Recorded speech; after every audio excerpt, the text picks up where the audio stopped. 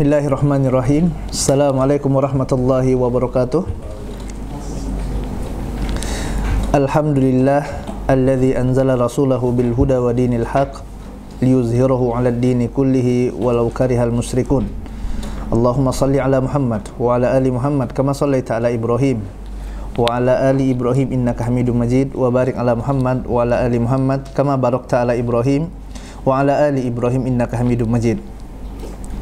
Alhamdulillah, segala puji dan syukur hanya milik Allah Tabaraka wa Ta'ala. Kita memujinya, memohon pertolongan, memohon ampunan, memohon hidayah hanya kepada Allah Tabaraka wa Ta'ala. Kemudian salawat dan salam senantiasa kita curahkan kepada junjungan kita, qudwah hasanah kita, Nabi yang kita cintai, Khatamul Anbiya wal Mursalin, Muhammad sallallahu alaihi wasallam. Begitu juga kepada keluarganya, kepada sahabatnya, dan kepada umat yang istiqomah mengikuti sunnah beliau hingga hari kiamat. Jamaah yang dimuliakan Allah Tabaraka wa Ta'ala, kita akan melanjutkan dars kita dari pembahasan kitab Ushul Sunnah, dan kita masih pada perkataan muallif rahimahullahu ta'ala anhu, wa tarkul julus ma ashabil ahwa. Di antara pokok akidah Ahlussunnah wal Jamaah adalah meninggalkan julus, ya, bermajelis, tidak bermajelis dengan ashabul ahwa, dengan ashabul bidah, dengan ahlul ahwa, dengan ahlul bidah. Dan ini juga telah kita bahas pada pertemuan yang sebelumnya tentang betapa pentingnya meninggalkan bermajelis dengan ahlul bidah ini, dan bagaimana pengaruh bermajelis dengan mereka ataupun berteman dengan mereka. Bahkan Nabi yang mulia sallallahu alaihi wasallam mengingatkan kita untuk selektif dalam memilih teman, selektif dalam memilih sahabat. Rasul yang mulia sallallahu alaihi wasallam dalam hadis riwayat Abu Daud, Tirmidzi, dan disahihkan oleh Syekh Albani rahimahullahu ta'ala anhu, beliau sallallahu alaihi wasallam mengatakan, al-mar'u ala dini khalilih falyanzur ahadukum man yukhalilu. Sesungguhnya seseorang itu adalah berdasarkan agama teman dekatnya. Maka hendaklah kalian lihat siapa yang menjadi teman dekat kalian. Oleh karena itu, apabila kita ingin mengetahui seperti apa sih kualitas keimanan kita, seperti apa nih Islam kita, iman kita udah baik atau benar, baik atau tidak, sahih enggak nih, udah bagus belum keimanan kita? Bagaimana caranya? Yaitu kita lihat di mana kita bergaul, siapa saja teman kita. Periksa tuh grup-grup WhatsApp kita misalnya, apa aja isinya. Kalau ternyata kita bergabung dengan grup-grup yang tidak baik, ya seperti itulah agama kita. Kalau seandainya kita lihat daftar teman-teman kita banyak yang buruknya rupanya, ya seperti itulah keadaan agama kita. Kenapa? Karena Nabi yang mulia SAW yang mengatakan, al-mar'u ala dini khalilih. Seorang itu adalah berdasarkan dengan agama teman-temannya. Maka lihat siapa teman dekat antum. Kemudian dalam riwayat yang lain yang diriwayatkan oleh Imam Bukhari, hadis riwayat Imam Bukhari dalam kitab sahihnya, bahwasanya ibunda kita Aisyah radhiyallahu taala anha pernah mendengarkan Nabi yang mulia sallallahu alaihi wasallam mengatakan, al-arwahu junudun mujannadah fama ta'arufu minha intalafa wa ma tanakara minha ikhtalafa. Sesungguhnya ruh itu bagaikan tentara-tentara yang berkelompok, yang mana apabila dia mengenal antara satu dengan yang lainnya, maka dia akan menjadi akrab, dan apabila dia tidak mengenal, maka dia tidak akan pernah cocok. Para ulama menjelaskan bahwasanya maksud dari hadis Nabi yang mulia sallallahu alaihi wasallam ini adalah orang yang soleh, orang yang baik agamanya, selamanya tidak akan pernah senang untuk bermajelis, untuk duduk-duduk, untuk berdekatan dengan orang pelaku kemaksiatan. Bagaimanapun keadaannya, tidak betah dia duduk dengan pelaku maksiat tersebut, tidak betah dia duduk dengan ahlul ahwa, ahlul bidah. Sebaliknya, apabila orang itu dia senang sewaktu bermajelis dengan para pelaku kemaksiatan, senang duduk-duduk bareng orang yang gibahi orang, maka ketahuilah bahwasanya dia pun sebenarnya seperti itu pula. Kenapa? Karena di sana terdapat kecocokan antara dia dengan pelaku kemaksiatan tersebut. Dan ini jamaah yang Allah Taala hendaklah menjadi bahan introspeksi bagi kita semuanya untuk memperhatikan dengan lebih selektif lagi siapa yang kita ambil menjadi teman-teman kita, khususnya teman-teman dekat. Dan di antara keutamaan yang akan didapati oleh seorang yang mereka menjauhi bermajelis dengan ahlul bidah, yang dia enggan tidak mau bermajelis dengan ahlul ahwa, adalah dia akan selektif dalam mengambil ilmu. Dalam suatu hadis yang dibawakan oleh Al-Imam Al-Lalikai dalam Syarah Usul Sunnah, yang mana hadis ini dihasankan oleh Syekh Albani rahimahullahu ta'ala dalam silsilah sahihah, Rasul yang mulia sallallahu alaihi wasallam mengatakan, inna min asratis sa'ati an yaltamisal ilma indal asagir. Sesungguhnya di antara ciri-ciri hari kiamat, kata Nabi yang mulia sallallahu alaihi wasallam, adalah ketika seorang mengambil ilmu dari al-asagir. Dari al-asagir. Apa itu asagir? Ibnu Mubarak rahimahullahu ta'ala ketika meriwayatkan hadis ini menjelaskan yang dimaksud dengan al-asagir adalah ahlul bidah.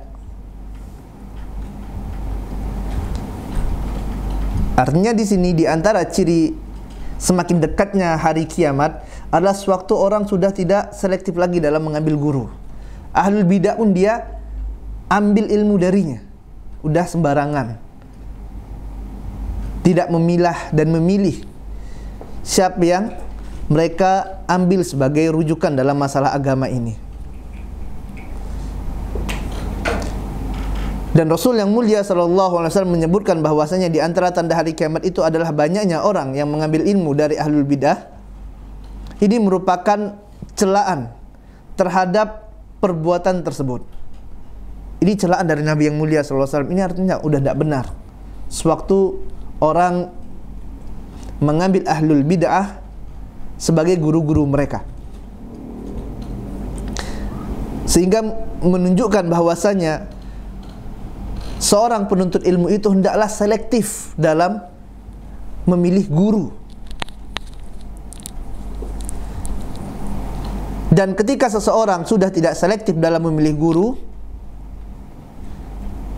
dan ternyata dia mengambil guru yang salah, yang tidak tepat, maka para ulama mengatakan dia telah masuk dalam hadis ini, yang mana orang tersebut dicela oleh Nabi yang mulia sallallahu alaihi wasallam. Dan ketahuilah jamaah yang dimuliakan Allah Taala, bahwasanya ilmu ini adalah sesuatu yang penting sekali. Dalam hadis yang diriwayatkan oleh Imam Muslim dari sahabat yang mulia Abu Hurairah radhiyallahu ta'ala anhu, Rasul tercinta Muhammad sallallahu alaihi wasallam mengatakan, man salaka tariqan yaltamisu fihi ilman sahalallahu lahu bihi tariqan ilal jannah. Barang siapa yang menuntut ilmu, kata Nabi yang mulia sallallahu alaihi wasallam, niscaya Allah Taala akan mudahkan jalan baginya untuk masuk ke dalam surga Allah Taala. Bahkan dalam riwayat Imam Bukhari, begitu juga hadis ini diriwayatkan oleh Imam Muslim dari sahabat yang mulia Muawiyah bin Abi Sufyan Rasulullah sallallahu alaihi wasallam bersabda, "Man yuridillahu bihi khairan yufaqihu fid din."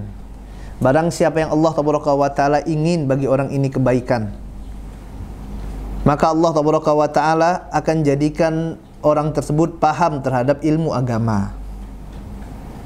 Tolak ukur orang yang Allah inginkan kebaikan bagi dirinya adalah Allah mudahkan dia untuk menuntut ilmu. Allah mudahkan langkahnya untuk menghadiri majelis-majelis ilmu. Allah mudahkan dia untuk belajar. Ini adalah tanda dari orang-orang yang dicintai oleh Allah Tabaraka wa Ta'ala, yang Allah inginkan baginya kebaikan. Al-Imam Ibnu Qayyim rahimahullahu ta'ala dalam kitabnya Miftah Darus Sa'adah,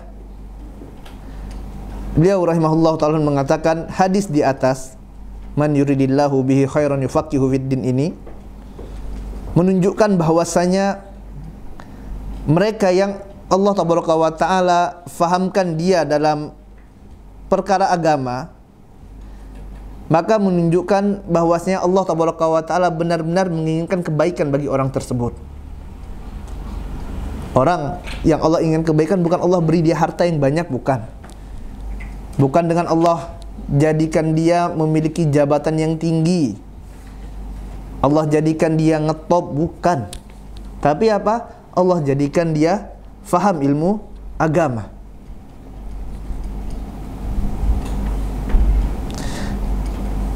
Dan tentu saja jamaah yang dimuliakan Allah Tabaraka wa Ta'ala, faham ilmu agama di sini tentulah yang dimaksud adalah dia faham, memiliki ilmu yang bermanfaat. Ilmunya adalah ilmu yang bermanfaat, yang mana akan melahirkan dari ilmu tersebut amalan soleh, yang mana dengan ilmu tersebut akan menimbulkan rasa takut kepada Rabbul Alamin, kepada Allah Tabaraka wa Ta'ala. Dengan dia belajar menuntut ilmu, semakin tambah rasa takutnya kepada Allah Tabaraka wa Ta'ala. Sebagaimana firman Allah Tabaraka wa Ta'ala dalam Quran surah Fatir, Allah Tabaraka wa Ta'ala mengatakan, "Innama yakhshallah min ibadihil ulama." Sesungguhnya yang takut kepada Allah Tabaraka wa Ta'ala dari hamba-hambanya hanyalah para ulama. Yang takut kepada Allah hanyalah orang yang memiliki ilmu. Di sini menunjukkan konsekuensi dari orang yang berilmu, yang ilmunya benar, manfaat, adalah menimbulkan rasa takut kepada Allah. Hal ini sebagaimana yang dikatakan oleh Syekh Abdurrahman bin Nasir As-Sa'di rahimahullahu ta'ala ketika menjelaskan makna dari firman Allah Tabaraka wa Ta'ala ini. Beliau rahimahullahu ta'ala mengatakan bahwasanya keutamaan mempelajari ilmu agama adalah dengannya akan memunculkan rasa takut kepada Allah Tabaraka wa Ta'ala.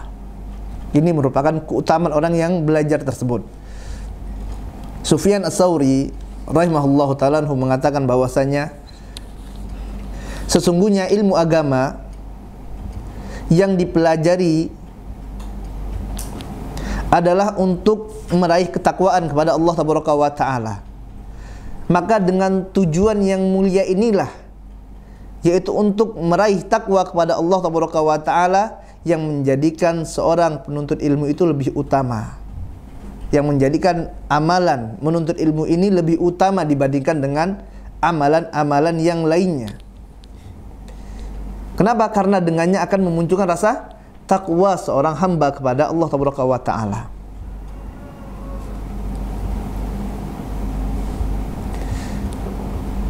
Dikarenakan agungnya kedudukan dan keutamaan menuntut ilmu, jamaah yang dimuliakan Allah Tabaraka wa Ta'ala, maka tentulah seseorang penuntut ilmu haruslah memperhatikan adab-adabnya. Hendaklah seorang penuntut ilmu memperhatikan syarat-syarat dalam menuntut ilmu tersebut, agar menjadikan ilmu yang dia pelajari ini, agar menjadikan ilmu yang dia pelajari tersebut menjadi ilmu yang bermanfaat, yang membuahkan amal yang soleh dan membuahkan rasa takut kepada Allah Tabaraka wa Ta'ala. Dan di antara adab yang paling penting dalam hal ini bagi seorang penuntut ilmu adalah hendaklah dia memperhatikan dengan benar dari mana mereka mengambil ilmu tersebut. hendaklah dia memahami siapa yang pantas dia jadikan rujukan dalam menimba ilmu. Imam Muslim dalam muqaddimah Sahih Muslim membawakan perkataan yang masyhur dari Ibnu Sirin,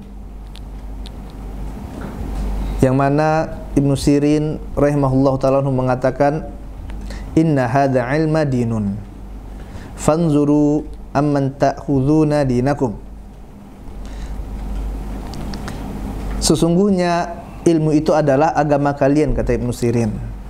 Ilmu adalah agama kalian, maka perhatikanlah oleh kalian dari mana kalian mengambil agama kalian tersebut. Maka telitilah jamaah yang dimuliakan Allah tabaraka wa taala. Lihatlah dengan seksama dari siapa kita mengambil ilmu ini, dari mana kita mengambil ilmu agama. Dan yang menjadi fenomena pada hari ini adalah yang mana kaum muslimin ini sudah tidak memperhatikan lagi adab-adab dalam memilih guru. Mereka tidak memperhatikan lagi bagaimana sih cara mengambil sumber rujukan yang benar dalam masalah agama. Dan ini adalah sesuatu yang sangat memprihatinkan yang ada di tengah masyarakat kita, khususnya kaum muslimin, yang mana ternyata sebagian, atau kalau tidak kita katakan sebagian besar dari kaum muslimin ini, mereka cenderung sembarangan dalam memilih guru dalam perkara ilmu agama, kurang selektif dalam masalah agama. Berbeda halnya dengan masalah dunia. Kalau masalah dunia, subhanallah, selektifnya luar biasa.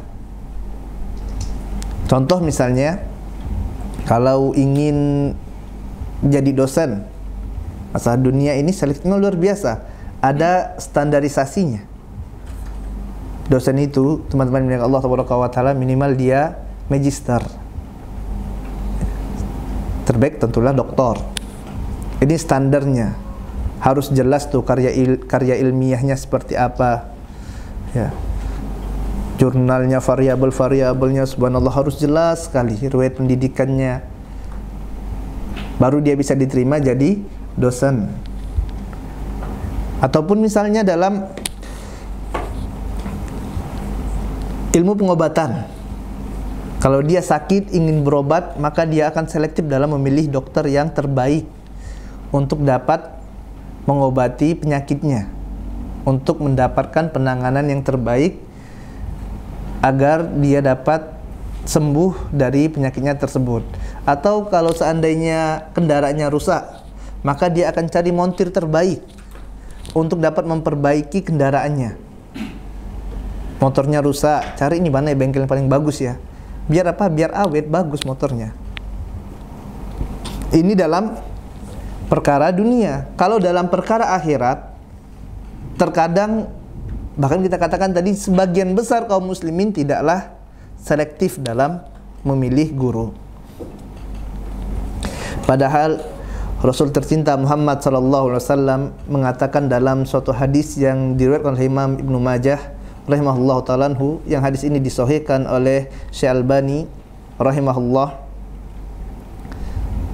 yang mana Nabi yang mulia SAW mengatakan akan datang nanti tahun-tahun yang menipu. Para pendusta akan dibenarkan dan orang-orang yang benar akan didustakan. Orang-orang yang khianat akan dianggap amanah dan orang-orang yang amanah dianggap sebagai pengkhianat.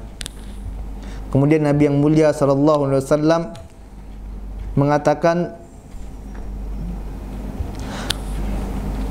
wa yantiku fiha ruwaibidah, dan pada saat itu akan berbicara para ruwaibidah.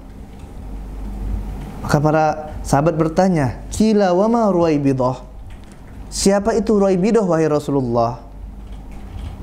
Qal ar-rajulu tafihu fi amril amah, Maka Nabi yang mulia SAW mengatakan dia adalah ar-rajulu tafihu fi amril amah, yaitu orang yang bodoh yang ikut campur dalam urusan-urusan yang umum, dalam urusan masyarakat luas. Dia bukan bagiannya tapi bicara tentang masalah yang luas, masalah yang besar. Subhanallah. Ini sudah ingatkan oleh Nabi yang mulia sallallahu alaihi wasallam akan datang zaman tersebut, jamaah milik Allah Taala. Orang yang tidak punya kapasitas, dia bicara tentang masalah-masalah yang besar dalam masalah agama ini. Subhanallah. Oleh sebab itu di sini sangat penting sekali, apalagi kita yang hidup di akhir zaman seperti ini, di masa yang penuh dengan fitnah, maka akan menjadi lebih penting lagi bagi kita untuk selektif dalam memilih guru-guru kita.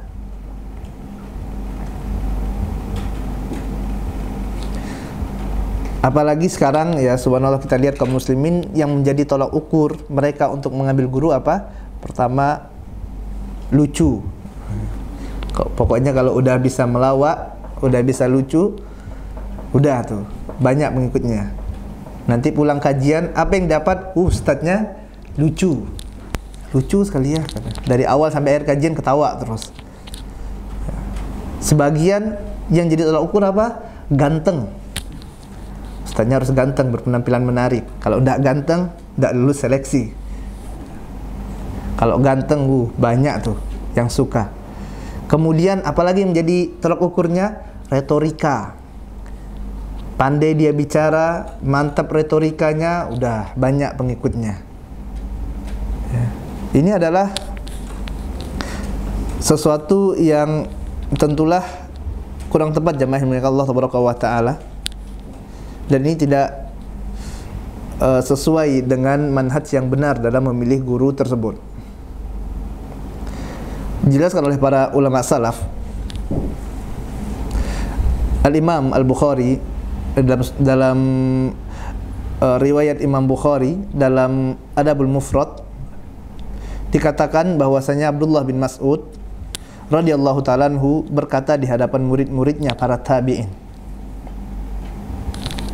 Abdullah bin Mas'ud radhiyallahu ta'ala anhu mengatakan, sesungguhnya kalian pada hari ini, pada masa kalian sekarang ini, di zaman sekarang ini, ulamanya banyak dan khutobanya sedikit. Pada zaman Abdullah bin Mas'ud dahulu, zaman para sahabat masih hidup, yang alimnya banyak sekali. Ya, banyak orang-orang alim. Tapi khutobanya sedikit. Khutobah itu apa sih? Orang-orang yang jadi khotib, orang-orang yang berceramah, itu tidak banyak, tapi yang alimnya banyak. Dan nanti akan ada zaman, kata Abdullah bin Mas'ud, yang mana ulamanya sedikit, khutobahnya banyak. Subhanallah. Artinya orang yang berilmu itu sedikit, tapi semuanya mau ceramah, mau khutbah. Ini adalah sesuatu yang keliru, jamaah yang mulia Allah Taala. Makanya di sini para penuntut ilmu dituntut untuk dapat selektif. Kenapa? Karena banyak khutbah. Penceramah banyak, tukang ceramah, tapi ilmunya zong. Tidak ada ilmu yang disampaikan. Yang disampaikan cuman kisah-kisah khurafat, cerita-cerita. Bahkan sebagian yang disampaikan adalah isi-isi koran, Masya Allah. Berita-berita yang hangat, tidak ada ilmunya. Retorikanya bagus memang. Khutbah, subhanallah, yang dibawa apa? Isu politik. Dari awal hingga akhir khutbah, tidak ada satupun hadis Nabi yang mulia SAW yang dibawakan. Tidak ada juga ayat Al-Quran. Kalaupun ada, tidak sesuai dengan pemahaman para salaf dalam menafsirkannya. Lalu dah rusak. Khutbah. Ya, banyak khutbah. Pokoknya apa? Berani khutbah. Pokoknya berani ceramah. Modalnya apa? Bisa ngomong. Belajar bahasa Arab tidak pernah, tidak pandai bahasa Arab. Baca Quran aja nggak genah gitu kan. Tidak hatam-hatam gitu. Tidak bisa membedakan, masih mahrutnya masih belepotan. Usul fikih tidak pernah belajar, tiba-tiba jadi khotib. Lalu di mana? Apa ilmu yang disampaikan? Ya. Dan ini fenomena pada hari ini jamaah yang dimuliakan Allah Taala. Makanya kita katakan tadi, hendaklah pada hari ini ya kita lebih selektif lagi dalam belajar, dalam menuntut ilmu. Ini dari siapa nih yang kita dengarkan ilmunya? Ya. Dan ini benar apa yang dikatakan oleh Ibnu Mas'ud radhiyallahu ta'ala anhu. Ini banyak khutbahnya luar biasa. Kenapa? Karena kurang takutnya kepada Allah Taala. Padahal tadi Allah Taala katakan dalam Quran surah Fatir, innama yakhshallahu min ibadihil ulama. Sesungguhnya yang takut kepada Allah dari hamba-hambanya adalah para ulama. Ini menunjukkan bahwasanya orang ini tidak ada takutnya kepada Allah Taala. Menunjukkan apa? Ilmunya tidak ada. Ya, pada dasarnya tidak ada ilmu. Kenapa? Makanya dia berani. Ya, makanya dia berani apa? Ceramah, berani khotib. Ini orang jahil. Ya. Ini orang-orang yang tidak ada ilmunya, kurang rasa takutnya kepada Allah Taala. Ya. Obsesi, Masya Allah. Ya, ujub. Ini sebab-sebabnya kata para ulama. Merasa dirinya sudah tinggi, sudah hebat, ya. Akhirnya apa? Malas belajar. Kajian tidak mau datang lagi. Kenapa? Karena udah ustad. Karena sudah alim. Sudah ngisi ceramah toh. Ya. Sudah banyak murid-muridnya, gitu kan? Akhirnya apa? Merasa ujub, ya. Dan ini banyak sekali seperti itu, merasa tinggi. Apa sih ujub itu? Ujub jamaah yang dimuliakan Allah Taala, sebagaimana apa yang dikatakan oleh Ibnu Mubarak rahimahullahu taala anhu, antara anna indaka syai' laisa inda ghairik, yaitu engkau melihat sesuatu yang ada pada dirimu yang tidak dimiliki oleh orang lain. Orang tidak punya, cuma saya saja yang punya. Ini ujub. Saya alhamdulillah setiap malam sholat malam, udah 10 tahun. Orang tidak ada kayak gitu tuh, tidak ada yang sanggup. Ini ujub. Ana alhamdulillah sudah ngaji 10 tahun. Antum baru berapa lama lagi ngaji? Oh, baru kenal kajian salaf kemarin, dia masih baru. Ana udah senior, udah 10 tahun ngaji. Ngaji udah 10 tahun, bahasa Arab tidak bisa-bisa gitu kan. Ini ujub jamaah yang dimuliakan Allah Taala. Ada suatu kisah dari Abu Yusuf, seorang ulama murid dari Abu Hanifah rahimahullah ta'ala anhu, yang mana pada suatu ketika Abu Yusuf ini dia sudah sakit keras, yang mana pada waktu itu teman-temannya ini udah mengira ini orang ini akan meninggal udah ini. Kenapa? Karena sakitnya sudah keras sekali, kayaknya sudah mau sakaratul maut gitu ya. Dan akhirnya Abu Yusuf ini dikunjungi oleh gurunya. Siapa gurunya tadi? Abu Hanifah rahimahullah ta'ala anhu, imam masyhur. Kemudian sewaktu Abu Hanifah mengunjungi muridnya ini, ya, Abu Hanifah katakan, melihat keadaan muridnya yang sudah sakitnya sudah parah, kayaknya sudah kecil kemungkinan sembuh. Abu Hanifah katakan apa? Aduhai, sayang sekali, ya, sayang sekali dia udah mau meninggal. Padahal saya sudah siapkan Abu Yusuf ini untuk menjadi pengganti saya nanti. Tapi ternyata dia udah mau meninggal. Dan ini disaksikan oleh teman-temannya. Qadarullah wa masyafa'al, ternyata Abu Yusuf tidak jadi meninggal. Sembuh dia, jamaah dengan Allah Taala. Dan ucapan dari Abu Hanifah ini disampaikan oleh teman-temannya kepada Abu Yusuf. Abu Yusuf, tahu enggak? Kemarin waktu antum sakit itu sudah sekarat, itu guru kita Abu Hanifah datang. Kemudian dia mengatakan bahwasanya antum itu sudah disiapkan, udah dekaderisasi sama Imam Abu Hanifah, disiapkan oleh Imam Abu Hanifah untuk menjadi pengganti dirinya. Imam Abu Hanifah sudah tua pada waktu itu. Ya. Kemudian kata para ulama muncullah rasa ujub bagi dalam diri Abu Yusuf. Abu Yusuf ini ulama besar nanti. Akhirnya apa? Abu Yusuf buka majelis, buka kajian di masjidnya Abu Hanifah. Kemudian ditanya, itu siapa itu yang ngisi kajian? Ada syekh mana datang? Apakah ada seorang syekh yang datang dari negeri lain yang berbagi faedah? Kemudian murid-muridnya bilang, bukan ya imam, gitu kan, bukan. Itu Abu Yusuf tuh, murid antum. Abu Yusuf, gitu kan. Abu Yusuf.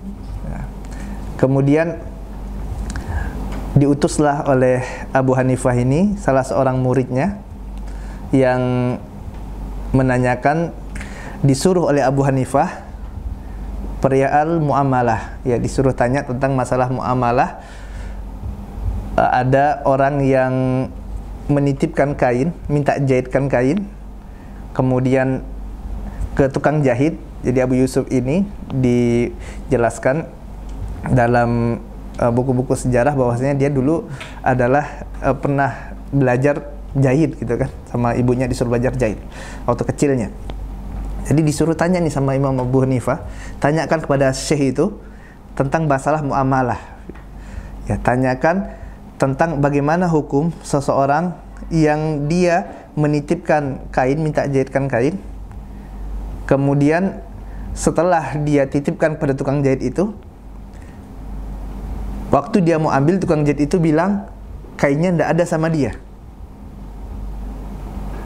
Ada orang ngantarkan kain ke tukang jahit, kemudian setelah diambil sama tukang jahit, besoknya dia mau ngambil kainnya, awalnya minta potongkan, tukang jahit bilang tidak ada kain antum sama ana. Maka Abu Hanifah suruh tanya, ini yang mana yang benar? Orang yang nitipkan kain atau orang si tukang jahit tadi? Abu Hanifah bilang, kalau dia bilang yang benar adalah orang yang nitipkan kain, kalau misalnya dia berdua ini klaim ke kodi, gitu kan, ke hakim, kalau yang Abu Yusuf bilang yang benar adalah yang nitipkan kain, antum jawab salah. Kemudian kalau dia bilang yang benar adalah si tukang jahit, antum juga jawab salah. Akhirnya pergilah muridnya ini, murid dari Abu Hanifah, pergi kajian Abu Yusuf. Kemudian masuk sesi soal jawab. Tanya, syekh nanya, sampaikanlah pertanyaannya, yang mana yang benar? Ya, wahai syekh, Abu Yusuf rahimahullah ta'ala katakan, yang benar adalah yang nitipkan kain tadi. Kemudian dia jawab salah. Abu Yusuf bingung, salah, dia yang nanya, dia nyalahkan, ya. Kayak malaikat Jibril aja, ya.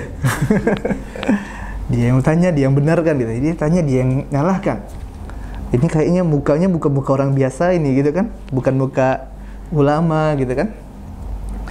Akhirnya Abu Yusuf mikir, oh iya salah emang, yang benar adalah tukang jahit. Salah katanya. Waduh, salah kan dua-duanya, antum ngetes nih, gitu. Ceritanya ngetes, gitu kan. Lalu ditanya sama Abu Yusuf, antum ini anda lihat mukanya bukan muka-muka ulama ini. Siapa yuk, ngaku siapa yang ngutus antum? Akhirnya dia bilang, yang ngutus ana Abu Hanifah. Waduh, Abu Hanifah, gitu kan. Kaki dia Abu Hanifah ternyata yang ngutus. Kemudian Abu Yusuf pun mendatangi majelis gurunya tersebut. Kemudian setelah itu Abu Yusuf bertanya, ya, pada sesi soal jawabnya juga Abu Yusuf bertanya kepada Imam Abu Hanifah rahimahullah ta'ala anhu, ngacung ya, angkat tangan, mau tanya, diacuhkan sama Abu Hanifah.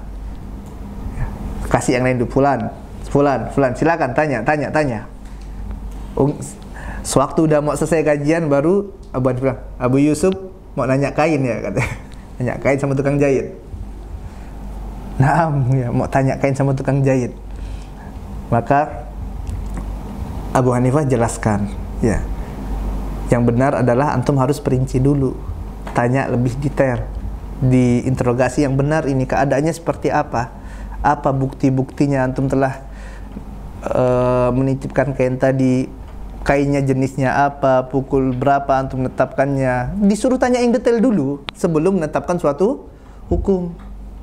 Tanya jam berapa antum ngantarkannya, hari apa. Hari apa itu antum lihat dia pakai baju apa misalnya. Sehingga apa? Sehingga jelas dalam menetapkan hukum, tidak terburu-buru, tidak istijal. Kemudian nanti tanya lagi lawannya, tukang jahit tadi, apa hujah dia. Tanya yang detail nih masalah ini sebelum antum menetapkan suatu hukum. Akhirnya setelah mendapatkan pelajaran dari gurunya, ya, Abu Yusuf rahimahullah ta'ala tidak berani lagi ngisi kajian, ya. Dan subhanallah, nanti kita kenal Abu Yusuf rahimahullah ta'ala ini adalah sebagai ulama besar, sebagai qadi hukum, ya, hakim. Bahkan disebutkan pula bahwasanya Imam Syafi'i ini sempat menuntut ilmu dengan Abu Yusuf. Jadi ulama jamaah milik Allah tabaraka wa taala, diingatkan oleh siapa? Abu Hanifah rahimahullah ta'ala. Ini subhanallah, sewaktu gurunya memandang ini tidak benar nih sama Abu Yusuf, disuruh benarkan dulu. Dan akhirnya subhanallah, ya, Allah tabaraka wa taala berikan hidayah. Ya, syahidnya di sini yang ingin kita sampaikan adalah, ya, bagaimana tadi ujub, ya, merasa bangga diri ini terkadang dapat merusak seorang menuntut ilmu. Kenapa? Karena dia tadi sudah merasa apa? Merasa dirinya tinggi. Udah dipuji sama Abu Hanifah. Udah dikatakan sama Abu Hanifah bahwasanya dia nanti akan menjadi penerusnya, pengganti Abu Hanifah. Maka menjadi tinggi, besar kepala. Ya. Kurang rasa takutnya pada Allah Subhanahu wa taala. Dan ini subhanallah bagaimana ketajaman para ulama. Ini lihat, oh, ini ada yang salah sama muridnya. Diingatkan. Ya, bukan karena hasad, bukan. Karena Pak Abu Hanifah mengetahui ini belum saatnya Abu Yusuf ini. Ya, belum saatnya. Dan ternyata subhanallah, kita lihat Abu Yusuf menjadi seorang ulama. Dan inilah jamaah yang dimuliakan Allah tabaraka wa taala. Barakallahu fiya wa fikum. Semoga Allah memberkahi ana dan antum semuanya. Ilmu yang manfaat tersebut yaitu apa? Memunculkan rasa takut kepada Allah tabaraka wa taala. Semakin dia berilmu, semakin dia berhati-hati dalam berucap, semakin dia berhati-hati dalam bertindak. Dan ini menunjukkan apa? Semakin tingginya ilmu orang tersebut, semakin tawaddu, ya, bukan malah jadi sombong, ya, bukan malah jadi sombong, bukan malah jadi ujub. Kemudian juga Al-Imam Ibnu Katsir rahimahullahu ta'ala dalam kitab tafsirnya menjelaskan tentang firman Allah tabaraka wa ta'ala tadi, innama yakhsyallah min ibadihil ulama. Yang dimaksud dengan firman Allah tabaraka wa ta'ala,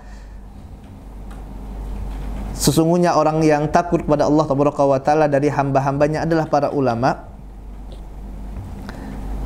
Ibnu Katsir membawakan perkataan Abdullah bin Mas'ud radhiyallahu ta'ala anhu bahwasanya bukanlah ilmu yang bermanfaat itu adalah dari banyaknya hadis yang telah dihafalkan.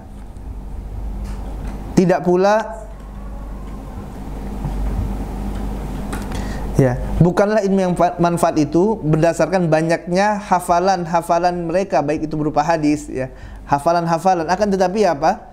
Ilmu yang manfaat adalah ilmu yang memunculkan rasa takut kepada Allah tabaraka wa taala. Ini ilmu yang manfaat. Semakin takut dia kepada Allah tabaraka wa taala.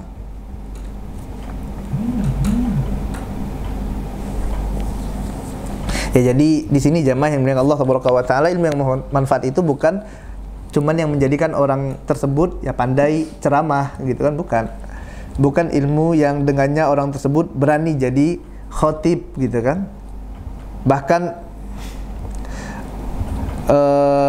memiliki banyak pengikut, bukan. Akan tapi apa? Ilmu yang manfaat adalah ilmu yang menjadikan orang tersebut semakin takut kepada Allah tabaraka wa taala. Inilah ilmu yang benar tersebut. Abdullah bin Mas'ud juga radhiyallahu ta'ala anhu ini pernah mengatakan di hadapan murid-muridnya para tabi'in,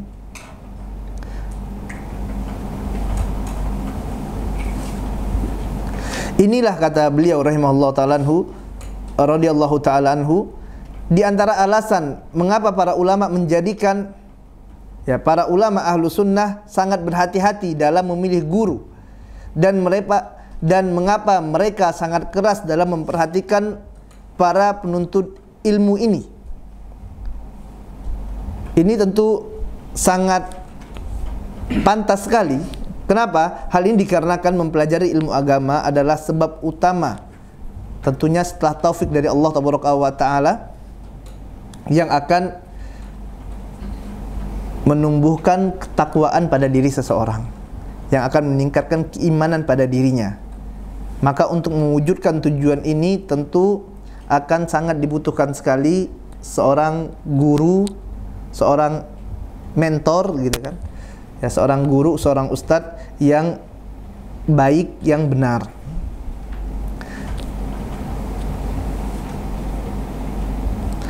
Hal ini dikarenakan guru yang baik akan menjadi sumber kebaikan dan memberikan pengaruh yang baik pula kepada murid-muridnya, kepada orang-orang yang belajar dengannya. Ketika guru itu sendiri tidak memiliki kebaikan dan tidak memiliki ilmu yang bermanfaat, ketika guru itu tidak takut kepada Allah Ta'ala, maka bagaimana dia akan bisa memberikan pengaruh yang baik kepada murid-muridnya. Oleh sebab itu terdapat suatu ungkapan yang sangat masyhur sekali di kalangan orang Arab, faqidu syai' la yu'tihi. Orang yang tidak memiliki maka tidak bisa memberi. Maka hendaklah seorang guru, seorang muallim itu dia benar ilmunya kepada Allah Ta'ala. Pilih guru yang memang benar-benar takut pada Allah Ta'ala. Karena kalau guru itu tidak memiliki rasa takut pada Allah Ta'ala, maka bagaimana dia bisa menularkan ilmu yang manfaat kepada murid-muridnya tersebut. Ibrahim bin Yazid An-Nakhai pernah mengatakan dahulu, para ulama salaf ketika datang kepada seorang alim, seorang guru untuk menimba ilmu agama, maka mereka meneliti terlebih dahulu bagaimana sholatnya orang ini, bagaimana pengamalannya terhadap sunnah-sunnah Nabi yang mulia sallallahu alaihi wasallam. Mereka teliti terlebih dahulu bagaimana penampilannya, kemudian barulah mereka mengambil ilmu dari orang tersebut. Lihat nih, gurunya sholat enggak? Kalau seandainya sholat saja enggak, ya bagaimana kita mengambil ilmu dari orang seperti ini? Mengambil ilmu agama dari orang yang dia rukun, kewajiban dalam agama Islam dia enggak kerjakan. Kita lihat orang ini menegakkan sunnah Nabi yang mulia sallallahu alaihi wasallam enggak? Dia ngajarkan agama Islam, sunnah Nabi ditinggalkan. Lalu bagaimana kita akan mengambil ilmu kepada orang seperti ini? Dia mengajarkan agama, bid'ahnya jalan terus gitu kan, lancar. Dia tidak ada rasa cemburunya kepada sunnah Nabi yang mulia sallallahu alaihi wasallam.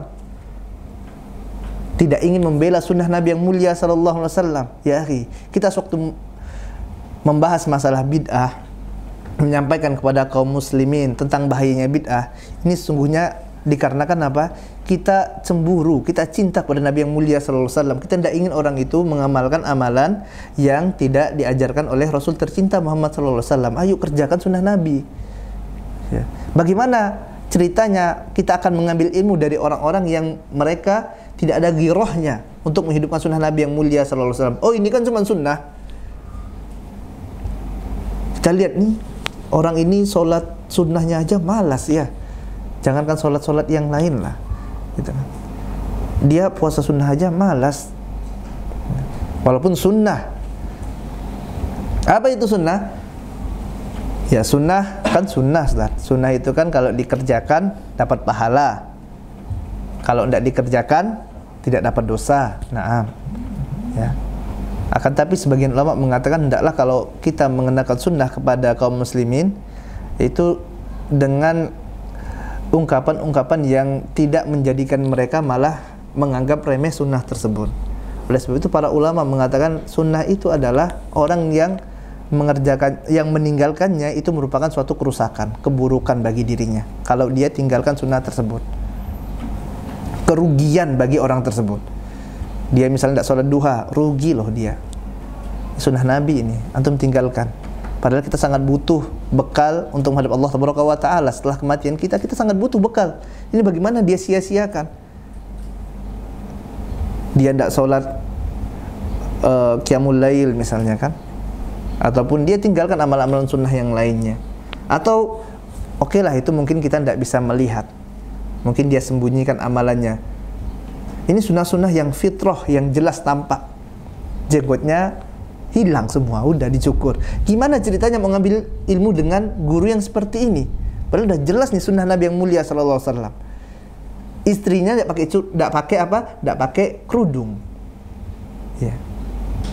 Istrinya terbuka auratnya, wangi lagi gitu kan, dandan lagi keluar. Ini gimana mau ngambil ilmu dari orang seperti ini? Dia tidak ada girohnya kepada agama Islam. Maka ini yang diperhatikan oleh para salaf. Lihat nih gimana keluarganya, gimana amalan dia. Ngambil guru, subhanallah kukunya panjang-panjang gitu kan, kayak binatang udah. Ya. Fitrah kebersihannya tidak diperhatikan. Ngambil guru, subhanallah bau. Ya. Dari jauh udah tercium baunya, bukan bau harum, bau busuk, masya Allah. Rasulullah SAW harum luar biasa, belum datang aja baunya udah keciuman gitu kan. Ini ya Allah, baunya juga udah keciuman. Bau apa? Bau busuk. Ya Allah, gimana ceritanya? Dia tidak perhatikan hal-hal yang demikian. Ya udah, para salaf, udah ini tidak benar ini. Ya, udah pilih yang benar aja gurunya. Sampai-sampai jamaah yang Allah Subhanahu wa taala, para ulama dahulu dalam mengambil ilmu hadis, mengambil guru, itu lihat gurunya tidak pakai peci, udah tinggalkan sama dia.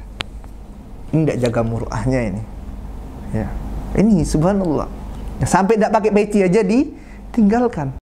Kita melihat kalau baca, ya Allah. Ya, mungkin kalau hari ini tidak ada yang bisa diambil ilmunya ya.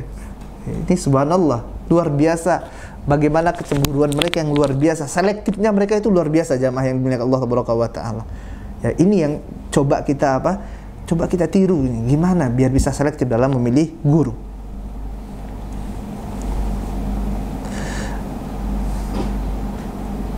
Al-Hasan bin Shalih bin Hay mengatakan bahwasanya dulu sewaktu kami ingin mengambil ilmu, yang mengambil hadis dari seorang guru, maka kami akan bertanya dengan detail tentang keadaan orang tersebut, sampai-sampai orang-orang mengira bahwasanya kami ingin menikahinya.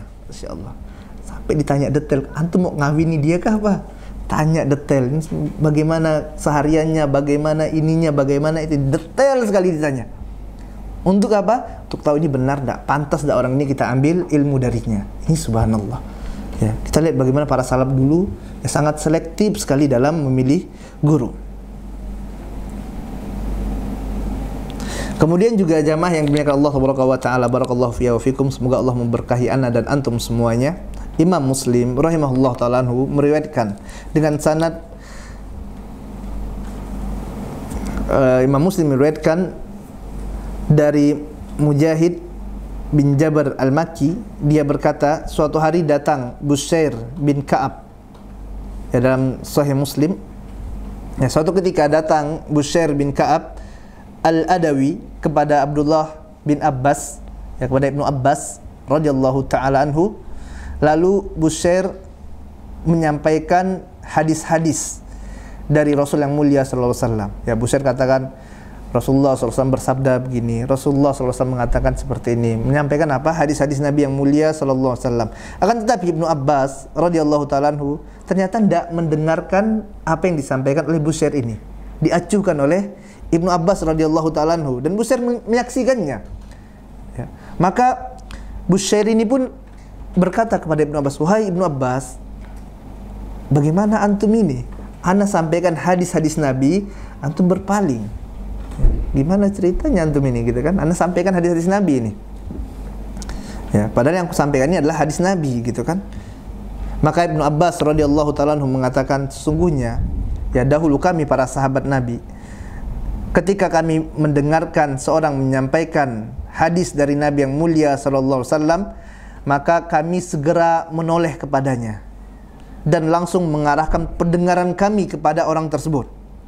Akan tetapi tatkala manusia telah menempuh jalan yang terpuji dan sebagian menempuh jalan yang tercela, maka kami pun tidak mau mengambil ilmu dari mereka kecuali yang telah kami kenal. Dalam sahih Muslim. Maka jamaah yang dimuliakan Allah tabaraka wa taala, prinsip inilah yang kemudian diambil oleh para salaf, para a'immah setelah mereka, ya, para imam besar dari generasi tabi'in dan a'immah, imam-imam yang lainnya, dalam dijadikan standar dalam apa? Dalam mengambil ilmu. Muhammad bin Sirin rahimahullah ta'ala mengatakan bahwasanya dahulu para salaf ini tidak pernah menanyakan tentang sanad riwayat hadis sewaktu mereka ya mengambil ilmu.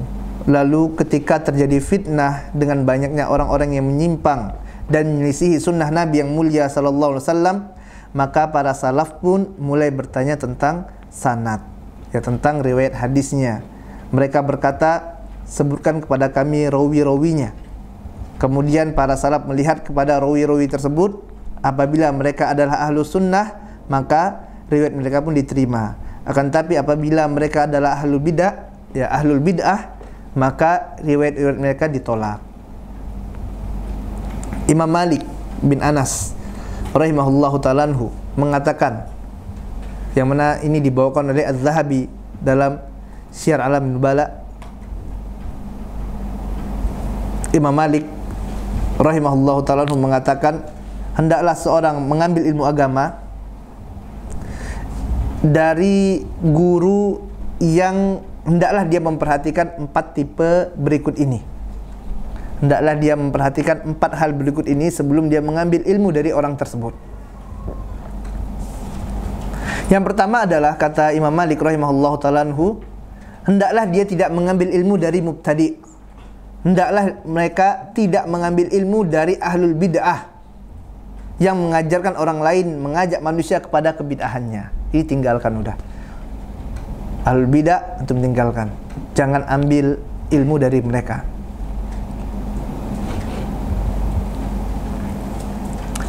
Kenapa? Karena bahaya, dia akan mengajak kepada kebid'ahannya. Dia saja tidak bisa membedakan yang mana sunnah, mana bid'ah. Dia tidak ada kecemburuannya, tidak selektif.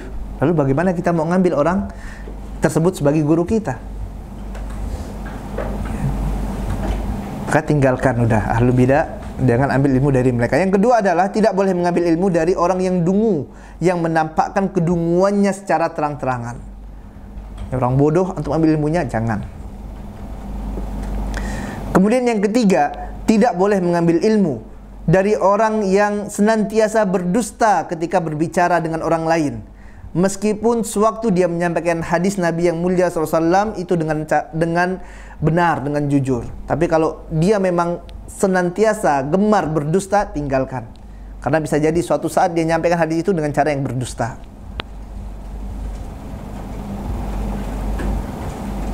Kemudian yang keempat, tidak boleh mengambil ilmu dari orang yang tidak mengetahui ilmu agama. Ya, tidak boleh mengambil ilmu dari orang yang jahil, tidak boleh. Hal ini pun senada dengan apa yang dikatakan oleh Syekh Bakar Abu Zaid rahimahullah ta'ala dalam kitabnya Hilyatul Tilawah, dalam kitabnya Hilyatul Talibul Ilm, ya, Hilyatul Talibul Ilm, yang mana Syekh Bakar Abu Zaid rahimahullah ta'ala mengatakan, jauhilah Abu Jahal, jauhilah orang yang bodoh, ahlul bid'ah, yang terjangkit penyimpangan masalah akidah dan tertimpa awan pemikiran yang kacau. Dialah orang yang berhukum dengan hawa nafsu dan menamakannya dengan logika, serta berpaling dari dalil Al-Quran dan hadis yang sahih padahal logika yang benar tidak lain adalah dalil. Dialah orang yang selalu berpegang dengan hadis yang lemah dan berpaling dari hadis-hadis yang sahih. Orang seperti inilah yang juga disebut dengan ahlus syubhat, yaitu orang-orang yang memiliki pemahaman agama yang rancu dan orang-orang yang memiliki pemahaman agama yang rusak. Dan mereka itulah para ahlul ahwa, yaitu para pengekor hawa nafsu. Ya, ini tinggalkan ya orang-orang yang seperti ini. Kemudian dinukil oleh Imam Ibnu Abi Hatim Ar-Razi dalam Al-Jarh wa Ta'dil, Imam Abdurrahman bin Yazid rahimahullah ta'ala mengatakan, tidak boleh seseorang mengambil ilmu kecuali kepada orang yang dipersaksikan pernah menuntut ilmu sunnah Nabi yang mulia SAW, kecuali kepada orang yang memang diketahui orang tersebut pernah belajar. Artinya tidak boleh itu mengambil ilmu dari orang-orang yang jahil ya, ambil ilmu dari